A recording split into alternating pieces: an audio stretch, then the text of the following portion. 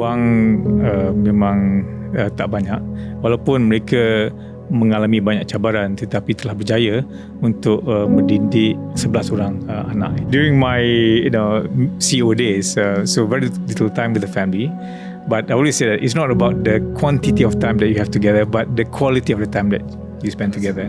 When you are in crisis, you have no choice but to work hard and work smart. So working smart alone will not be enough. Masa join kabinet tu, saya sebenarnya amat nervous sebab completely uncharted territory, as a new life altogether.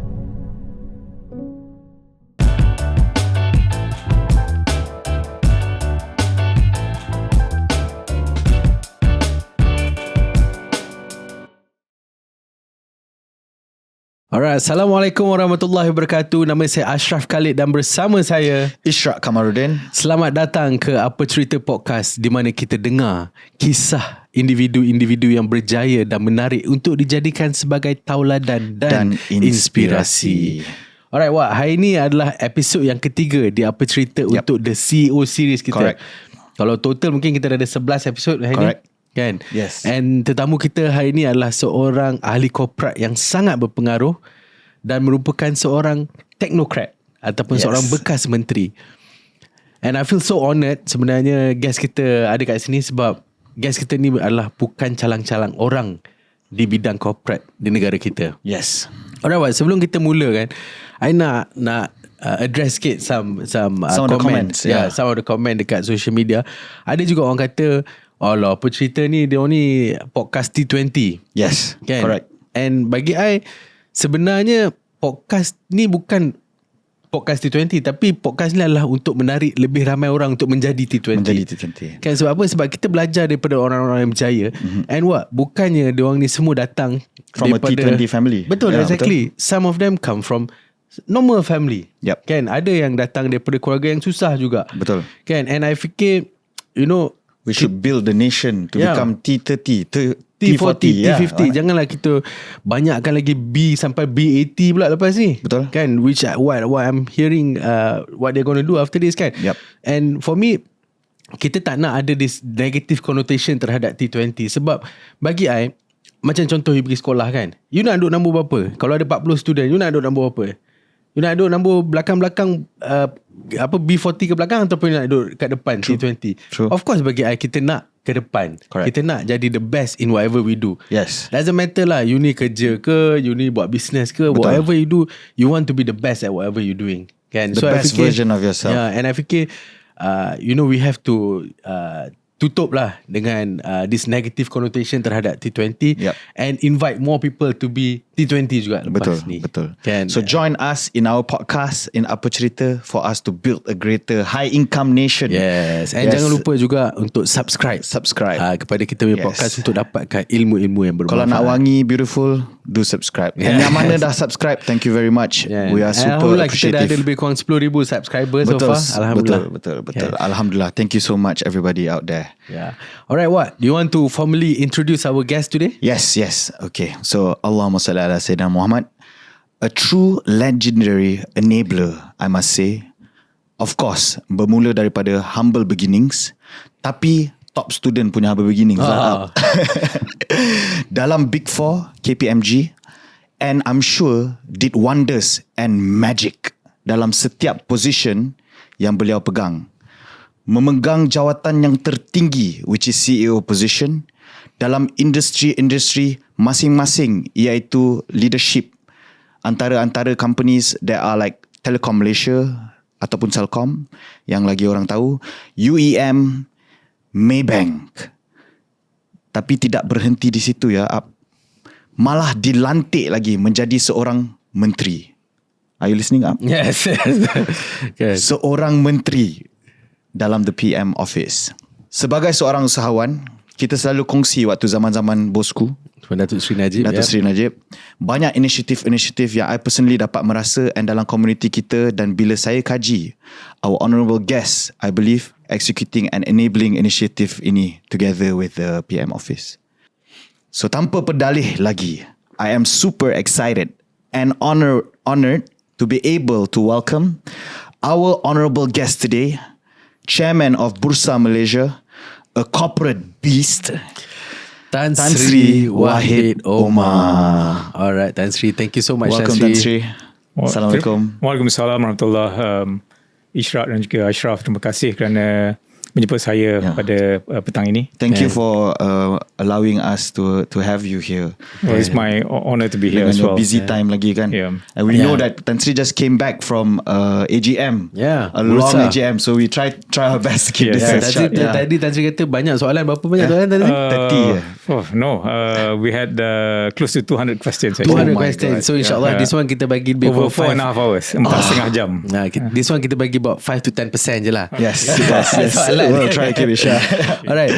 So before we start kan, I just nak share lah. I think me and Tan Sri, we had quite a long history juga. And the first time I met Tan Sri was bila bapa saya ditimpa kemalangan di New Zealand. And Tan Sri was one of the first person yang datang and visit. And I think coincidentally you were in New Zealand at that time, but you travel all the way to Invercargill, which is like a tempat yang macam orang tak pergi sangat kampung lah dekat sana, and datang and showed support.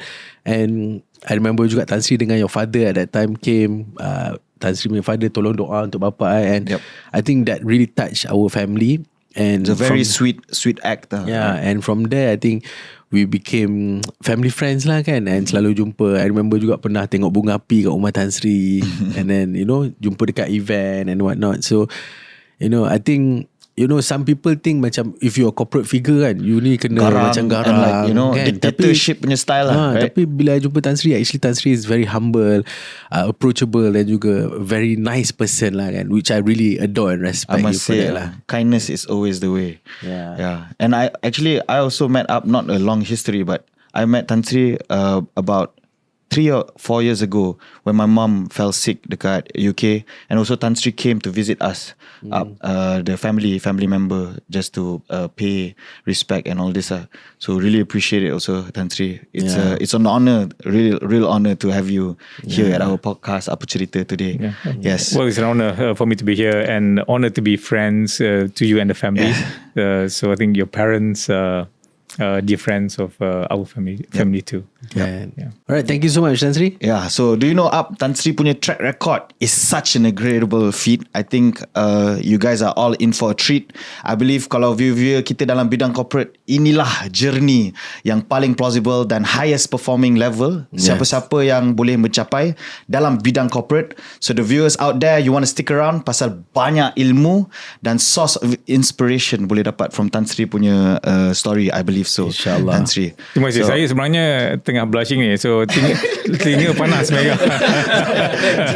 Segan bila dengar you all kata macam ni. But it's not, we don't intend for you to blush, but it's the truth, Tan Sri, and it's based on facts. You're too kind with your words. Thank you, Tan Sri.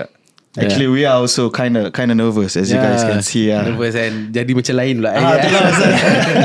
Duduk dengan orang yang the statue is so huge kan. Correct. But at the same time, bila kita ni duduk, can be relatable juga. Betul, kan. Betul. Alright, Tan Sri, I think mungkin ramai orang tak tahu yang sebenarnya Tan Sri dilahirkan di Johor Bahru dan merupakan anak ke-9 daripada 11 orang adik-beradik. Betul, Tan Sri? Betul.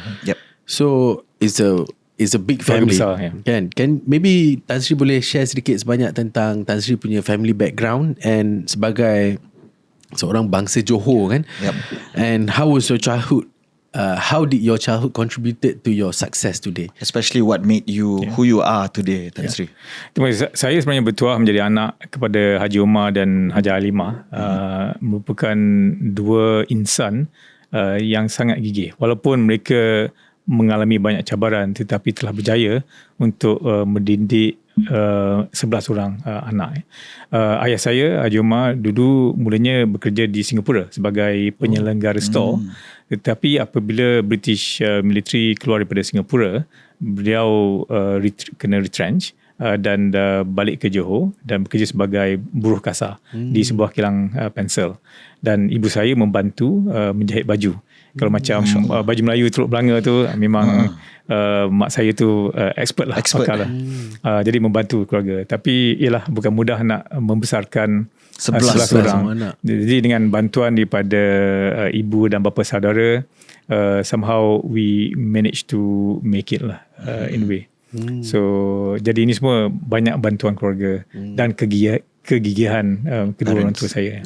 Mungkin Tan Sri boleh cerita sikit your macam mana keadaan masa kecil dulu, kan, masa you were maybe growing up kan. How was the condition? Macam your dad was a storekeeper, and then I also understand that after that he became kerja dekat kilang, kan. So meaning to say he wasn't like orang kaya ke ataupun orang yang senang, kan. So how was your childhood like masa Well, memang amat sukar kerana memang susah lah. Wang memang tak banyak. In fact, ada suatu ketika tu terpaksa berpindah rumah, masuk ke rumah pusaka yang mempunyai sehingga 4 buah keluarga sharing. So kita masuk dapat satu bilik dengan satu dapur, dan kemudian berkembang sedikit-sedikit lah, sebab selepas tu ada yang keluar. So eventually yang lain dah better off, they move out. Jadi kita dapat duduk rumah pusaka tu lah. Tetapi full asalnya full, tapi memang very tight. Ada ketika itu di mana tempat yang kita tidur tu siangnya tempat makan and so on. Malam converted into your bed lah. The same space lah. The same space. Wow. How many, berapa bilik ada dalam rumah? Started with satu dekat atas, satu dekat bawah tu. Tapi when you don't have very much, and as a matter of survival, I think my parents adapt lah. Saya masih ingat sebagai contohnya, antara sumber makanan yang penting adalah protein. Tapi ada kadang-kala tu sumber kewangan kurang, dan ayam memang jauh sekali lah, tapi nak dapat ikan pun kadang-kala sukar. Sebagai sumber protein tu kacang hijau dimasak lemak. So that becomes kacang hijau, masak lemak. So that's actually how I guess my mum innovated how to make a nutritious but meal. Still made a nutritious meal. Correct, to make sure that the children are well nourished lah. Wow. I think we have to adapt lah. Make do with what apa ni lah. Alright. Masya Allah. Tapi over time, alhamdulillah, dengan adanya kerajaan yang memberikan pendidikan kepada anak-anak orang miskin ni, dan dengan pendidikan lah diberikan beasiswa, dan kemudian menjadi seorang profesional, dan kakak dan abang yang dah lepas tu membantu menyara keluarga jugalah. Kemudiannya. So kira bukanlah Tan Sri ni mula-mula jadi T20 terus. Oh, definitely not. Kan. And I think dia bukan B40, bukan B20, I think B10. Wow, lagi bawah lagi lah. Memang orang kata boleh kata daif jugalah. Memang kan. And how was it to live like 10 people? No, actually there's like 13 of you in the same household. So of macam course, nak tidur apa semua? Dapat bantuan daripada adik-beradik mak dan ayah saya. So 2 orang daripada adik saya, nenek saya yang bela lah, yang bantu. Dan over time dia dah stable, barulah masuk balik. So, tapi everybody stay at the same compound lah. 2 orang di rumah lain, tapi yang lain tu dalam rumah yang sama lah. Was all this Tan Sri because of your situation waktu tu, that give you the drives and the power to actually work hard, study hard towards your success? Ya, betul. Apabila kita mengalami kesusahan, memang itulah memberikan kita dorongan untuk menjadi seorang yang lebih berjaya. So jadi misi saya adalah nak keluar daripada kancah kemiskinan, dan untuk itu belajar rajin-rajin, buat yang terbaik. InsyaAllah dapat kejaya yang baik, dan dapat membantu semua orang keluar daripada kancah kemiskinan. Dan misi ini dari kecil lagi. When did you get this? Macam okay, there's some people kan Tan Sri, diorang dah susah, tapi diorang punya mindset adalah nak blame orang, blame kerajaan, blame everybody else, but they don't take any action, ataupun tak ada macam dalam mind orang macam ni diorang ubah kehidupan diorang. Macam Tan Sri, how did you get that moment of realization ataupun that turning point untuk aku nak jadi somebody that can make a difference? Daripada ahli keluarga, sebab kakak saya yang sulung sebagai contohnya, beliau belajar rajin dan dapat masuk ke College Tunku Crucial. TKC. Sebagai contohnya. Dan yang lain pun so berjaya dalam pelajaran masing-masing dan membina kerjaya masing-masing. So jadi ini memberikan satu inspirasi kepada kita yang kecil ni, lihat kakak abang boleh berjaya dan kita mengikuti jejak mereka. Masya-Allah. So it's the family juga yang tunjukkan perjalanan yang ni lah. Betul. Dan again dengan dibantu oleh keluarga extended family lah. So macam Aunty and saya ditaja oleh one of my aunties lah. So yang adik saya yang lain tu, abang saya ada orang lain lah. Sebenarnya each of the take responsibility my aunties sikit-sikit. or uncle yang they will help lah. Mereka ni bukanlah orang kaya, so mereka orang biasa tapi bekerja, but they were willing to actually support anak-anak saudara. So we were truly blessed. Bless them. We truly blessed indeed. And until today, of course, kita menghargai pengorbanan mereka. So they were so kind to us. Masya-Allah. Okay, Tan Sri. And I think from my observation, Tan Sri adalah orang yang sangat meletak ibu bapa ni as a priority. In fact, you pergi mana-mana pun, you always bring your parents. And baru ni pun, I remember one of our event yayasan pun, even though your dad dekat atas wheelchair, but you still, dengan gigihnya bawa juga, and then you are the one yang tolak, you yang sendiri masukkan dalam kereta apa semua kan. And I tengok, yalah, you adalah orang yang sangat menjagalah ibu bapa kan. So my question is, why and how important is your parents in your life? They are everything basically. So mereka lah yang membesarkan kita, mendidik kita, dan mereka banyak berkorban daripada dulu lagi. Jadi kalau ibu bapa kita boleh mendidik dan membesarkan 11 orang anak, mengapa tidak anak-anak boleh dua orang look after them, menjaga mereka dalam hari tua mereka. Jadi saya bertuah sebab apabila rumah pusaka yang kita ada di Johor tu, apabila the major beneficiary nak jual, kita cari rumah dekat Kuala Lumpur ni, dan kita jumpa satu rumah beli reserve di Kampung Batu 13 Jalan Ceras, Kajang. Dan di situ dapat macam emulate suasana kampung yang sama. Dan itulah menjadi kampung baru kami, Kampung Batu 13 Jalan Ceras, Kajang. Dan di situlah apabila ayah dan ibu saya berpindah ke situ, apabila saya mendapat anak pertama, saya dan isteri pun pindah ke situ jugalah. Duduk dengan mereka sekali. Dan it's been very blessed. Until today also parents stay with you, is it? Yes, alhamdulillah. So, jadi apabila kami berpindah ke Berjaya, dan mereka pindah sekali lah. Ikut sekali lah. Itu my dad pun cakap, tengok Tan Sri Wahid tu very successful sebab apa? Sebab dia jaga mak bapak dia. Dia selalu ingatkan yang kalau nak, sometimes kita anak-anak kan nakal sikit Tan Sri kan. Cakap cuba jadi Tan Sri Wahid kan, jaga bapak dia kan. So I think it's a very good example that you are showing a lot of people lah. Doa orang tua makbul insyaAllah. Kan. And I'm sure they are also very proud to see how you blossom to be who you are today kan. Alhamdulillah. Dan kita juga bertuah kerana mereka masih ada. Jadi ayah saya, Haji Omar, beliau berumur 99 tahun. 99 dan ibu saya 88 tahun. Wow. Jadi so blessed that they still around. Tapi Tan Sri, bila I fikir balik kan, macam tak possible tau seorang bekerja sebagai dekat kilang, ada 11 orang anak, and then can raise someone jadi macam you. Kan, kalau kita fikir baca logik akan macam tak possible kan. Berapa je gaji dia masa tu untuk nak manage all this kan. Tapi sebab itulah kita ada sistem education policy, dasar ekonomi baru dulu, yang antaranya untuk menghapuskan kemiskinan, dan juga untuk untuk membasmi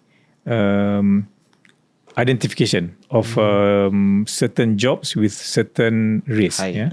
Dan ini dibuat melalui pemberian pendidikan. So macam eradicate, pembasmian kemiskinan tu, through education. Dan setiap rakyat Malaysia diberi peluang untuk belajar. Dan diberi kemudahan buku, tax free dan sebagainya. Dan termasuklah saya. Jadi apabila kita mendapat keputusan yang baik pada ujian penilaian darjah 5 tu, so diberi peluang untuk masuk ke sekolah berasma penuh. Jadi saya masuk ke MRSM. Itu pun beruntung sebab ada MRSM. Sebab saya punya result tu taklah bagus sangat, sebab saya dapat 4A tapi 1C. Bukan 1B. Dah budak kampung mana pandai cakap bahasa Inggeris kan. So English lah yang C tu. Tapi alhamdulillah MRSM ni dia beri peluang kalau ada 4A 1C ataupun even 3A 1B 1C boleh ambil exam dan dia punya assessment test dia dan interview. Kalau lulus tu boleh masuk lah MRSM. Jadi memang bertuah lah diberi peluang. Dan di MRSM ni kita ada cikgu yang berdedikasi, conducive studying environment, all the facilities are there, people are well nourished and so on, very disciplined. So memang tak perlu buat apa, just fokus kepada pelajaran. Dan alhamdulillah dah dapat keputusan yang baik SPM, dan kemudian diberikan beasiswa untuk melanjutkan pelajaran ke UK. Untuk buat A-levels dan kemudian perakaunan. So in a way sebenarnya dasar ekonomi baru ni actually berjaya jugalah Tan Sri, if you look at the micro punya level. Oh definitely, dari segi pembasmian kemiskinan, certainly. It's just a matter of kita punya own keinginan lah. Kalau kita nak berjaya, kita kena buat bersungguh-sungguh sampai benda tu jadilah kan. I just baru balik daripada my dad, dia selalu buat MRSM punya. So my dad was from MRSM juga, Kuantan. So I just got back daripada dia orang. Every year they have reunion.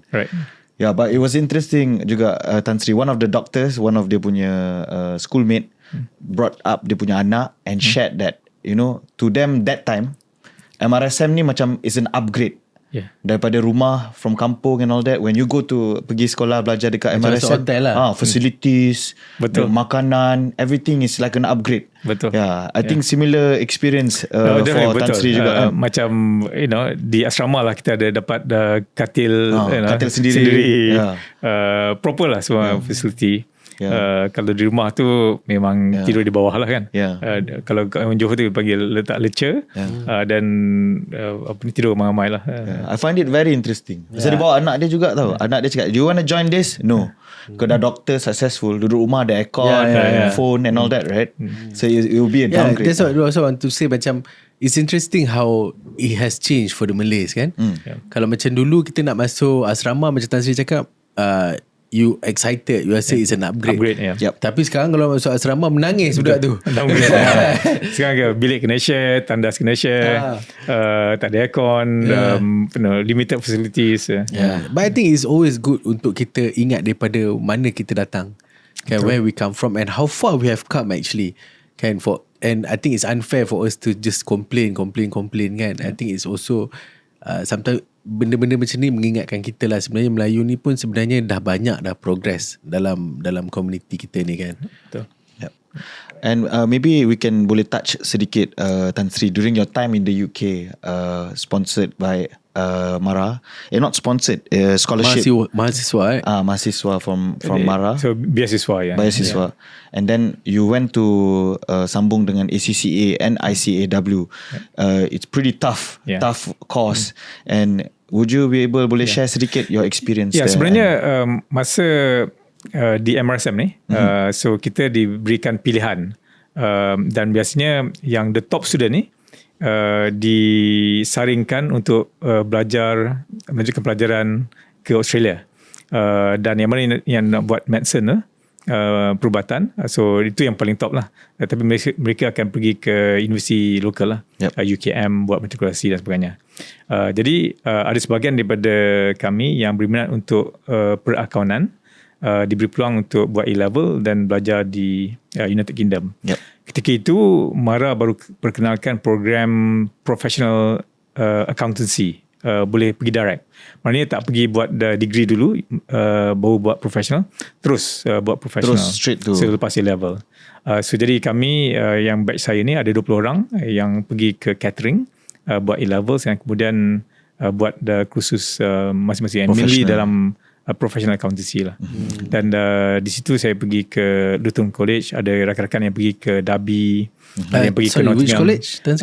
Luton College. Luton, okay. Dekat Luton, airport Luton dekat airport. Dekat London lah juga kan? About 40 minutes from London, betul. Dan sekarang ni ada football club. In fact, rumah saya tu betul-betul depan stadium, depan main entrance stadium, Luton Town. So kita buat professional accountancy, ACCA, dan final part kita buat di London lah, level 3. Yang ICAW tu kemudian lepas saya dah bekerja, in fact masa saya sebagai menteri, ada satu hari tu saya dijemput untuk memberikan anugerah kepada pelajar-pelajar ICAW, bagian certificate dalam majlis tu. Dan mereka kemudian bertanya kepada saya, kenapa tidak apply jadi ahli ICAW, menerajui satu program dipanggil Pathways Program. Dia call Examination of Experience. So saya ingat dah okey lah, dia cakap macam tu, ada program tu, okey, saya setuju. Tapi bila dah buat tu, tengok dia punya keperluan tu memang agak mencabar lah. Sebab mereka mahukan pengalaman secara peribadi, sebagai seorang accountant dalam jangka masa 5 tahun. Jadi 5 tahun tu, masa tu 2 tahun saya sebagai menteri, 3 tahun sebelum tu saya dekat Maybank sebagai CEO. Jadi so, sebagai accountant tak ada lah. So, tapi itu dah susah lebih lah daripada accountant lah. Betul lah. Tapi dia nak professional experience tu, dia confine to that 5 years. So memang pening kepala lah. 2 minggu tak tidur malam. Takkan dah Sri tiba-tiba nak pergi jadi accountant balik kan? Itulah. So but anyway, sebab dah commit nak buat examination experience tu, tak boleh back out lah. So pursue, jadi alhamdulillah pass jugalah. InsyaAllah. Pass pun ngam-ngam kata. But it's tough. You already working, lepas tu kena buat. So but it's okay. So kena buat malam-malam lah. Sampai pukul 2 pagi. Wow. But I just nak tanya jugalah, macam as a young boy pergi London masa tu kan, and you were from, macam Tan Sri cerita lah, daripada kampung apa semua. Tak ada kejutan budaya kat sana, Tan Sri? Culture shock memang ada. Memang ada, garanti. Masa pergi sebelum keputusan SPM.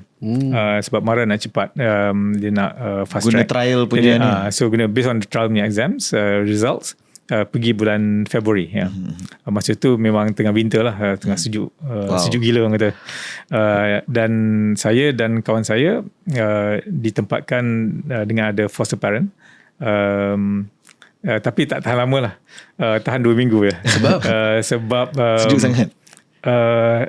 Trauma makan, culture lah. So dan susah, agak tak boleh adapt, dan kita rasa tak ada kebebasan, feel very restricted. Dia masalah lah, the foster parent masalah. So dia single parent, wife tak ada, dengan ada anak perempuan seorang lah. So sempat, we will not get that. So sempat tak Tan Sri ada girlfriend Mak Saleh kat sana? Tak ada. So, pergi belajar balik. Fokus kepada pelajaran. So lepas 2 minggu tu, pakat dengan kawan-kawan lain tu, kita sewa rumah, ada 4 orang, sewa satu rumah, dapatlah satu bilik seorang. I think more comfortable lah, in that way. Dan di situ boleh masak, sebab masa dekat rumah foster parent kita masak kari ayam, dia bising lah. Satu rumah berbau kan. Tapi Tan Sri, you decided bersepakat dengan your friend, or the foster parent let you go because something happened dengan the daughter? Kita volunteer. Tan Sri ni kalau kita tengok, dia cara orang yang beradab, orang baik. Dia takkan bergaduh-gaduh. Dia bukan yang kau. Betul lah. Tak ada lah, mana tahu. But no, they were very kind. Cuma constraint lah. Understand. Yalah, mungkin diorang makan pun bukan halal. Lepas tu diorang pakai salt je. Tak rasa lah. Paling best pun fish and chips kan. Simple cuisine for them. Kita lah nak kita kari, lepas tu goreng ayam, goreng ikan ke, the whole house berbau kan. Itulah. Okay, Tan Sri. So I think thank you so much for sharing about your childhood and also your experience berada di perantauan kan. Now we want to get to the career part sebelum Tan Sri jadi CEO. you started your first job with KPMG, Right. in 1987, Right. and from there you came back to Malaysia and work as investment banker dekat Bumi Putra Merchant, ataupun sekarang dipanggil CIMB lah. Well, dia actually Bukan Merchant Bankers ni, dia merge dengan Amanah Merchant later. Kemudian dia absorb became Alliance Merchant Bank. Oh, okay. So acquired by Alliance lah. Oh, so sekarang ni Alliance lah. Sekarang ni Alliance lah. Oh, okay. So that one was from 89 to 91. So what 88 made to you 91, what made you decide to come back and serve a Malaysian company instead of pursuing your career dekat UK? Yeah. Sebenarnya lepas dah graduate tu, saya nak kerja di London. So jadi apply lah kepada Big 8. Dia bukan Big 4, dia Big 8 firms. That's why I baru belajar dulu Big 8. Sekarang jadi 4. So dia banyak firm lagi lah yang kemudian macam Cooper & Lybrand, dia merge dengan Pricewaterhouse. So jadi Cooper & Lybrand. Pop dia it became Big 8, Big 4. So macam ada Ernst Young tu dulu ada Ernst Winnie dengan Teken Young, so combine. Apa jadi dengan Winnie? so from 8 it became 4 lah now. So anyway, dulu tak dapat. So yang nak terima kita pun smaller firms lah. Jadi kita ada pilihan, do you work for a small firm in London, or you come back to KL and work for a big firm, 8 firm in KL. So of course, I choose to go back to KL because you get better exposure, so broader. So tapi bila dah masuk KPMG tu sebagai audit assistant, saya merasakan tak serasi lah. So not your full potential tak dapat unlock, is it? Yeah, to me it wasn't my cup of tea lah. Put it that way. So walaupun diberikan tugasan sebagai kita audit junior, tapi dia bagi assignment as an audit senior to review credit control dekat bank, ada sebuah bank foreign bank. Tapi bila dah buat assignment tu, rasa macam ini pun tak interesting. So saya rasa tak nak lah duduk lama. So then I applied for a job dekat Merchant Bank, dekat Bumi Putra Merchant Bankers.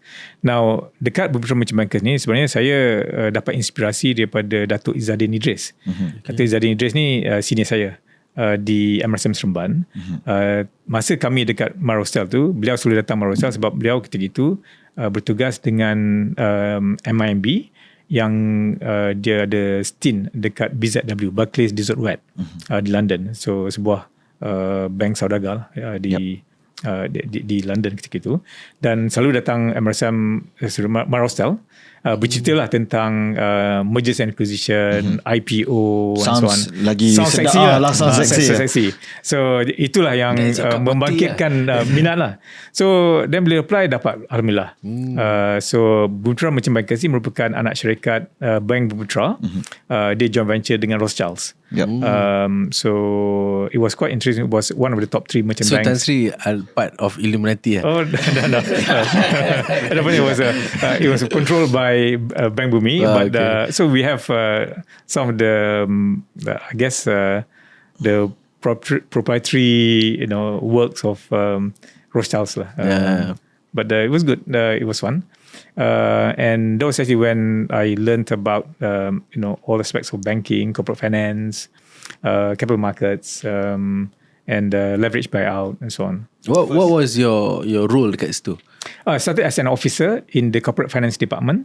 Then I was supposed to go around to all the departments on management training lah. So suppose then I was seconded to sent to corporate banking. Tapi lepas dekat corporate banking tu sangkut. Sebab banyak assignment lah. Tak pergi lain. Sebab banyak assignment. But that was fun. Then you did it well probably. They say let's keep you here. So basically the head of department cakap so sampai kita balik stay here. But that's when I learned a lot lah. So I was fortunate because my managers then they were very kind to teach me, to guide me. So I learned a lot lah. And we achieved a lot in that short period. Showed you the ropes and everything in terms of banking. Absolutely. So saya masih ingat lagi saya punya credit memo yang pertama, bila bagi kat bos tu, bila balik tu, ada lebih red ink daripada the black ink yang the one one yang that kita you type. typed lah. Yeah. A lot of correction. A lot of corrections, yeah. Wow. So even grammar pun so I mean they took the trouble to actually guide you. So to I think train and it's important for all of us. Kita ada anak buah. We should actually take the time to guide them, to teach them, and they will learn well, and inshallah they will become an even bigger person. Inshallah. Yeah. Develop chance to develop. Inshallah, yeah. So Tan Sri, your journey from 1991 to 2001 shouldn't go unnoticed. Dari investment banker, you were then appointed various positions which Tan Sri berkhidmat untuk kumpulan firma Berhad, and also subsequently you became the chairman of Amanah Short Deposits Berhad and the director of Amanah Merchant Bank during the period. How was the journey there as a young chairman for a bank? I think this is around in your 30s, right? Yeah, so maybe just for context, masa dekat Mubtra Merchant Bankers tu, one of the clients was kumpulan firma. So they went through a management buyout. So Mubtra Merchant Bankers raised the financing and worked out the recovery and repayment plan. So once that's done, then the client said, so okay, since you came out with the plan, why don't you come and join me? Why don't you and execute the plan? Oh. So I took it as a challenge. Put your money where your mouth is. Literally. I'm not just a planner, I can execute that. So bagi saya, okay. So I took it as a challenge because that was it was a vice president finance and treasury, equivalent to financial controller. And for an accountant, that's a big deal, right? So that's I joined. The next route for your step, right. So I joined and then did all the plan, executed plans, and alhamdulillah, after 3 years, the plans work and the loans were repaid. And by that time, my boss, Tan Sri Azlan Hashim, he was the CEO of Mubtra Merchant Bankers. He moved to kumpulan firma, and then after that he left to join Amanah Capital Group. Then 6 months later, he invited me to join the Amanah Capital Group. So I joined as the head of corporate services, corporate planning, and then later promoted to be the divisional director of capital market and securities. So that's really the time when I covered the breadth of financial services, termasuklah funds management, insurance, finance company operations, discount house operations, involved in the debt capital markets. And one of them was Amanah Short Deposits. So in the case of Amanah Short Deposits, one of the portfolio under me, and that's when I was appointed as the chairman of Amanah Short Deposits. And you were 36, right? I think. Yeah, 30 years old to 36 lah. So muda dah jadi chairman masa tu. Chairman at the time was, I think, probably towards the end. I think it was 30 when I was 34, 35. But still, that was I'm 32. Kan tak jadi bank punya chairman lagi kan, ataupun tak jadi. So that was fun because it was a capital market entity. So we were involved in origination, structuring, and raising of private debt securities, corporate bonds, basically. But I believe studying and also listening to Tan Sri speaking, I believe it's because Tan Sri, you deliver and you naikkan cepat lah kan. People see that kan, that you deliver whenever you put to task. I guess we just have to buat kerja lah, I guess. So do what it takes and get it done, and no matter how hard, so just to actually put in all the hours. So I mean, sometimes some people say, why do you spend 3 years here, 4 years there? It wasn't planned. The truth is, I only applied for 2 jobs dekat KPMG dengan Mubtra Merchant Bankers. The rest was by invitation. And I will say also that, okay, you may be there for only, say, 3 years, but if you work 12 to 16 hours a day, that's equivalent to 5 to 6 years of being there, right? So that's why in Maybank, for example, I was there for 5 years. I wanted to retire at Maybank, but as it turned out, I was invited to join the cabinet. But in the 5 years, that's probably equivalent to 10 years of being there. So. I'm sure. But that one kita nak simpan untuk we'll talk about it in our next segment. So I think that is also part yang best lah. Sebab I think a lot of people knew Tan Sri from your Maybank punya stint kan. Correct. So you have any more question on No, this part? I think we're going to take a short break. Okay, so we're going to take a short break. Yep. And we're going to come back with this episode with Tan Sri Wahid Omar. So make sure you guys stay Do tuned. stick around if you want to hear the strategic and executionary genius behind Tan Sri Wahid Omar. Alright. See you guys later in a bit.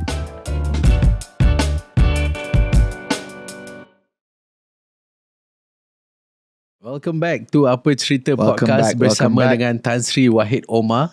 So kalau tadi kita dah bercerita sedikit sebanyak tentang Tan Sri punya background and then at the same time kita cerita sikit pasal pre-CEO. Yep.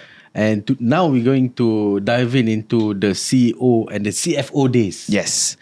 But before that, we want to remind our lovely viewers and also listeners, tolong subscribe to Apa Cerita so that it can help our algorithm tolong lagi ramai orang dan lebih bermanfaat kepada orang lain. Yes. And I think so far pun macam kita dengar Tan Sri punya cerita, I think it can give a lot of inspiration to a lot of people. And doesn't matter where you come from, doesn't matter di mana permulaan you. Sebenarnya pengakhiran tu lebih penting. And what you do with your life yang sebenarnya akan determine your future. True. So macam Tan Sri cerita tadi, whatever yang ada dekat depan mata dia, he does the best that he within his ability, and today look where he is kan. Only 2 jobs applied, the rest are all appointed. And I think if you work hard enough kan, orang berebut nak you jadi part of their team kan. Correct. So Tan Sri, during your CFO and CEO days, pertama sekali Tan Sri, I nak cakap wow lah Tan Sri. Biasanya orang tanya what I do, I always say I'm an enabler. But I think you are the true. You are the minuscule lah. So I really look up to you, Tan Sri. Reading your track record, you are a true enabler. CFO in Telekom Malaysia, CEO in UEM Group, back to Telekom Malaysia as CEO, and also CEO of Maybank, the largest capital market capitalization company in Malaysia. Perkara yang impressive saya nampak di setiap tenure Tan Sri adalah you did what a CEO should do, which is increased shareholder value.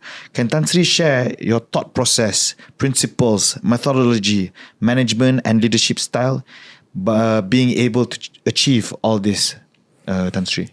Well, that's a very big question to answer. Let me start with we do it ambition. as a story. It's okay. So, as an accountant, my ambition was to be a chief financial officer of a major public listed company. Yes. So, when I was approached by Telekom Malaysia to be the CFO, to me, wow, that's it. Ultimate achievement of my ambition. And I wasn't thinking about anything else. So, in that appointment, I was very happy because Telekom Malaysia was one of the top 4 public listed companies, had many investments abroad. So we worked on the funding plan, and I also started to look at how we can actually acquire Celcom back into Telekom Malaysia's fold. And then we're looking at also listing Telkom South Africa. So that was actually a company which Telkom had a joint venture with SBC Communications in South Africa. So I was busy working on this until one day I got a call from Tan Sri Muhammad Yaakob, who was then the advisor to Prime Minister, asking me whether I would be interested to be considered as the CEO of UEM Group. Now at that point in time, Khazanah through Dalam Saham had just acquired the UEM Group, and they were looking for someone to spearhead the turnaround. So in that short conversation, I said, okay, why not? And I went for interview with the board of UEM Group. And after 1 hour, they said, okay, we think you're the right guy. Can you start on Monday? So that was so I said, oh, sorry, I have to talk to my chairman and my CEO. And that time you were attached with? I was Telekom Malaysia. Telekom So Malaysia. I was only 7 months into the job as a very CFO. fast, right? Yeah. Again, it wasn't planned at all. But suddenly the call came. And of course, then I sought blessing from my CEO and my chairman of Telekom Malaysia then. Then they both gave their blessings. They said, okay, so there's this, a national priority, go work there. But the chairman said, okay, on one condition, once you're done, you must come back to Telkom Malaysia. No wonder you came back. Yeah, so and it so happened that I was given the opportunity to go back in a bigger capacity as a CEO. So UEM Group was my first job as a CEO, and it wasn't easy because I was inexperienced. But what was required of me was my expertise in corporate restructuring, M&As, debt That restructuring. time they were doing a debt restructuring, right? Yeah, correct. So UEM Group, they've been very successful in building up the business. It became an infrastructure development conglomerate. At one time, they have 11 public listed companies under UEM Group. Wow. But along the way, they also incurred a lot of debts. And some of the debts were in foreign currency. So that caused the problem when Asian financial crisis came in. At the peak, they had total debts of 30 billion ringgit. And at that point in time, interest rate was 8% per annum. So you can imagine the debt servicing burden. 8% on 30 billion, that's 2.4 billion ringgit per annum. 200 million ringgit per month, right? Wow. So not many companies can afford survive. Tu nak bayar hutang je tu. Nak bayar by interest lah. Nak bayar interest je. Not the working capital. Yeah, so that's why something needed to be done. So the first step was to identify which are the prized assets in the group that can be monetized. So along with restructuring of the debt, right? So obviously, the most prized asset was the highway concessions under Plus, Elite, and that's what we identified. But then you need to make sure that it is pretty enough to be listed, right? Because that's actually when you get value. So to do that, you need to lower the toll rate so that it can be implemented. And for that to happen, you need to renegotiate with the government to lengthen the concession agreement. Yeah, and also instead of naikkan 5 tahun sekali, you naikkan 3 tahun sekali or something betul, like that, right? Betul, Itu penting sebab sebelum tu setiap 5 tahun naik 4 atau 5 tahun naik 25%. So satu kenaikan yang tinggi and so sudden.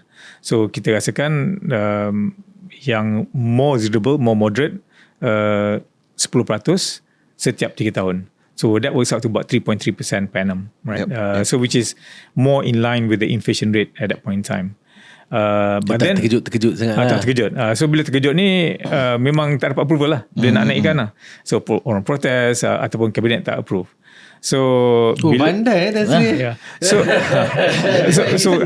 kena fikir. So, ini sebab kita tahu ni sebab kita bercakap dengan pelabur.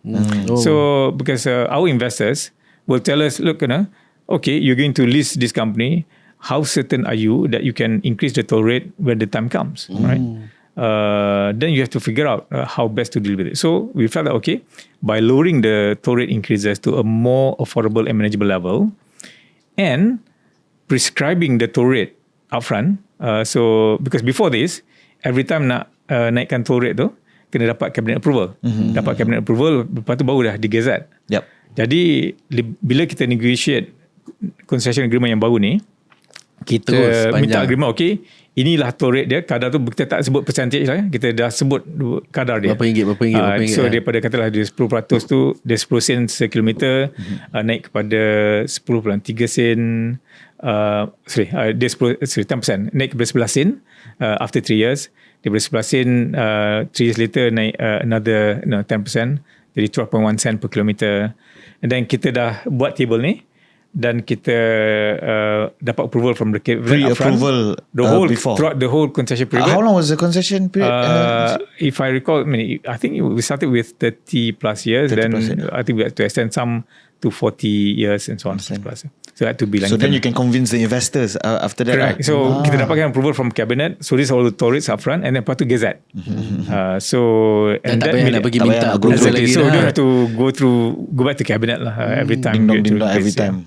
So with that, then it became acceptable to the investors. So that's why we were able to list Plus within 11 months.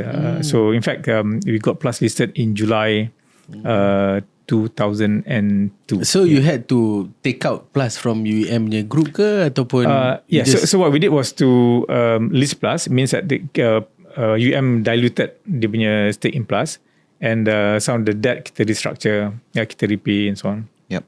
Until it became profitable, right? Yes. So after that, then there were also other transactions, some divestments that we had to undertake. Non-core assets. Correct. Yeah. So Let go, right? And then so altogether, we were then able to reduce the group debts from 30 billion down to about 16 billion ringgit level. Wow, half. And this is mostly project financing lah. Macam dalam Plus tu memang ada lagi banyak loan, but it's okay because it's self-financing. Yes. By the cash flow from the toll highways and so on. So with that, then it became profitable. So UEM Group was making about $500 million ringgit a year. And in terms of realizable net asset value, it was about 9.9-10 billion ringgit. So in fact, that was actually the exercise when Khazanah actually spent about 5 billion ringgit to take over UEM Group. And the value after 3 years became double that. So not only did Khazanah rescue the UEM Group and save some banks from losses, protected the jobs of 24,000 people and save the price assets from falling into foreign hands, but Khazanah also generated returns into the value of That's the investments. investments. That's why I say unlocking shareholder value. Yeah. And I think penting tau sebenarnya as a leader untuk kita ada otak yang bijak. Kalau tak mati negara kita. But just to be clear, bukan saya. So it's actually part it's of everyone. the team, Everyone. So from the board, the shareholders, Khazanah, to our team members, and even my fellow management members, because my specialty was corporate restructuring. I had no clue how to run a construction company. Macam nak run tender, some bus operations, cement and so on. So all these were left to the respective MDs, managing directors of the respective companies. So they all played their part to manage the day-to-day operations of these entities well, so that I can focus on corporate restructuring. And of course, we got tremendous help and support from everyone actually. Even the government officers at that point in time, they were very helpful. And when you listed Plus, how did they do in the share market? So did it well. So the share price was traded well. So it was very well subscribed. In fact, ada drama juga. Ada drama. So when we were doing Ini kita the nak book dengar building, drama ni. during the book building, so we spent 18 days to go to all the financial centers from Singapore to London to New York and some parts of Europe. Investor roadshow. So we had to do that. Yeah. So now it was going very well. So book building, the book was doing very well. We were getting double Then your target. Yeah, it was oversubscribed basically. Wow. So book build was good until we got to London. So when we were in London, so the next stop was to go to Milan, right? So that's actually one of the last stops lah. So when we were in London, it was over the weekend, and suddenly in Malaysia there was an UMNO assembly, UMNO General Assembly. And that was actually the time when Tun Mahathir announced that he was going to resign. Oh no. So I was actually in a supermarket, Sainsbury supermarket dekat the Oxford Street, dekat Marble Arch. And I got a call. Hey, have you heard the story? The news? So, what news? Mahathir resigned. So at that time, like foreign investors, the whole so market was nervous and so on. So then we quickly convened a conference call. I went to a kebab shop. Wow. Dekat Asia Road. Dekat Asia Road. Okay. So dah tutup dah kedai tu. So anyway, so we had a conference call for all the bankers. So okay, what do we do? So this is a major unexpected event. Do we proceed or do we defer the IPO? So after we discussed, we felt that we've gone so far, and because it was so critical for UEM to get Plus listed to address all the debt burden and so on balance, we decided to actually proceed, and so that's what we did. And when after that we went to Milan, so we were prepared with all these questions about political uncertainty. So how do you know that the UEM and Plus will be good and so on? So we were expecting questions from those fund managers. But when we were in Milan, at the end of the roadshow, no one asked her any question about Mahathir. Oh, They didn't even know. Then said, can I ask you something? So, how come you didn't ask about our Prime Minister padahal jawapan resigning? dari dia dah. Dari dah. Why did you ask? Why should we worry? We change Prime Ministers all the time in Italy. So before Malaysia tukar-tukar Prime Minister dia dah lama lah. To them is something which is in the You have to manage, just be business-like and get on with life. I mean, for those us actually- at that time, berapa 20 over years, Tun was the Prime Minister kan. So when they had to change tu, of course kita takut lah. Tapi for them it's normal lah. So it turned out to be the right decision to continue, to continue, and alhamdulillah. So in the end, so we did have some orders that were withdrawn, but after things stabilized, then the orders came back. So I think the point here is actually once you made a certain decision, follow through. But of course, you must make decision based on the facts prevailing at that point in time.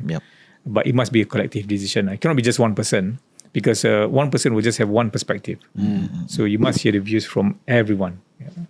But I think the plans Tan Sri and your team set forth also, you already secured the concession for 30-40 years. So if you look into the details as well, taklah takut sangat. Tak adalah macam Correct. Yes, but the cash flow will come in on annual basis. We needed some upfront money to reduce the debt. Right? So, so that's why the IPO was actually very, very important. So after that, you went back to telecom.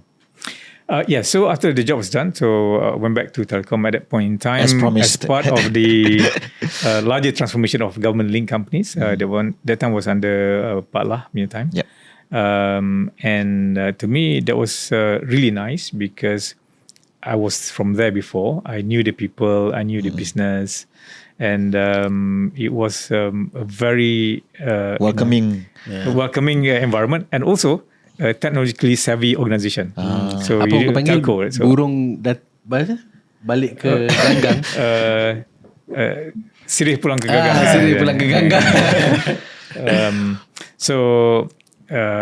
To me it was a nice, and because it was involved in a lot of technology, marketing, mobile communication. So it was fun. A lot of overseas investments. So my mandate then was to develop Telekom Malaysia to be a regional telco, with particular emphasis on mobile communications. At that point in time, footprint dah banyak dah. In terms of dekat Sri Lanka, Bangladesh, and they were all doing quite well. But one big market was missing, Indonesia. So you cannot call yourself to be a regional champion if you don't have presence in the biggest market, biggest economy in Southeast Asia. But now is Axiata is there, right? Yeah, XL. Under XL. XL Komodo, So that's why we worked very hard to actually acquire. During Tan Sri's time is when XL was established. It was acquired at the time. It was actually owned by Raja Wali at that point in time. So, and they had a lot of suitors. So we had to do many things in order to entice them to do the transaction. Kena mengorat lah orang panggil. Betul. Kena mengorat. So macam mana Tan Sri mengorat tu? Mengorat. Macam-macam.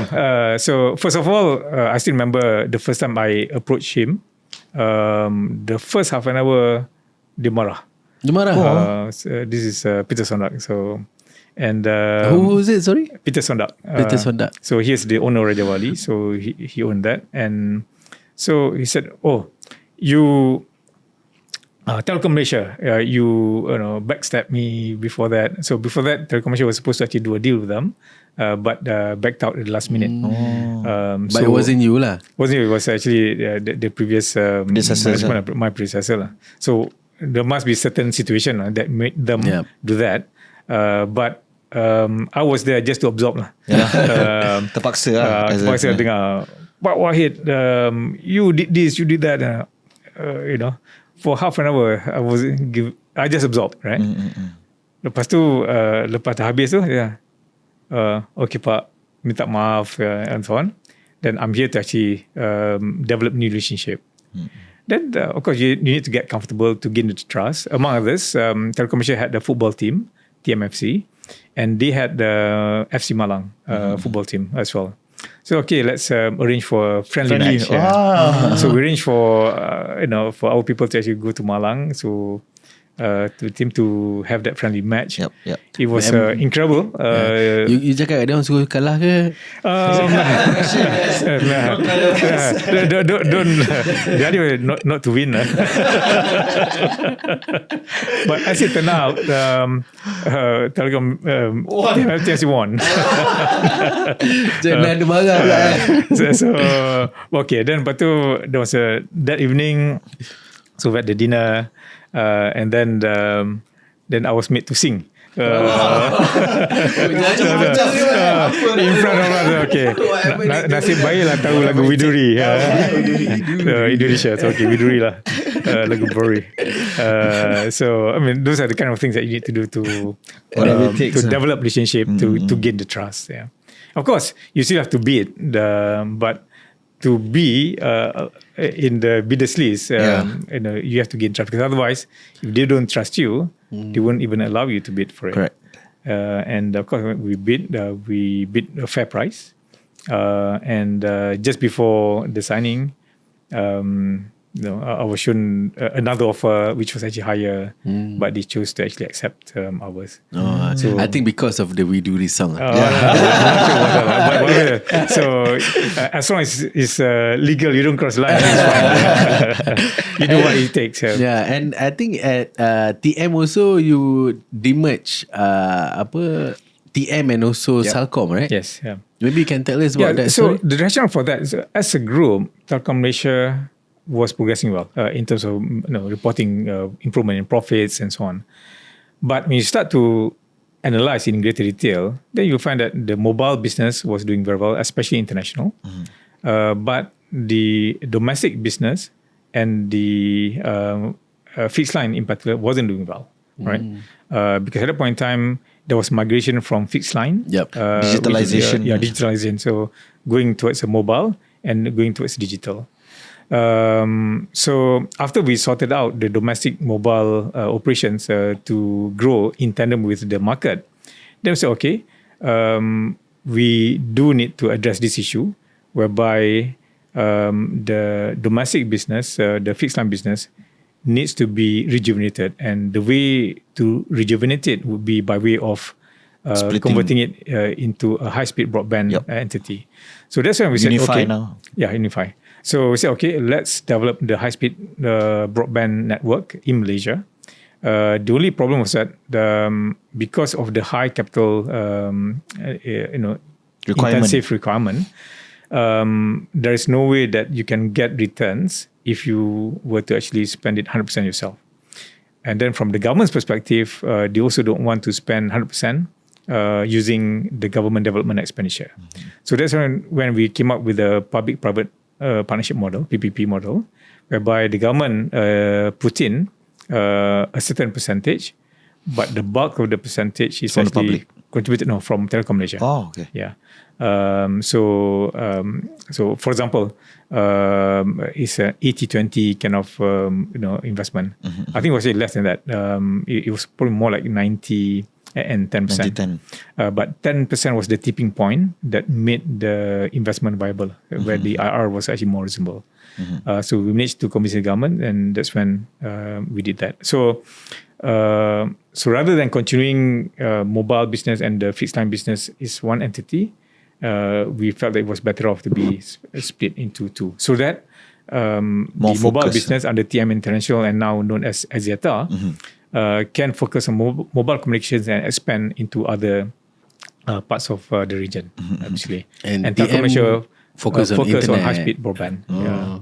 And I think it's proven today. Telkom Malaysia is doing well in terms of being that digital infrastructure network provider. Was this your brainchild to demerge no, this? it's actually the team effort.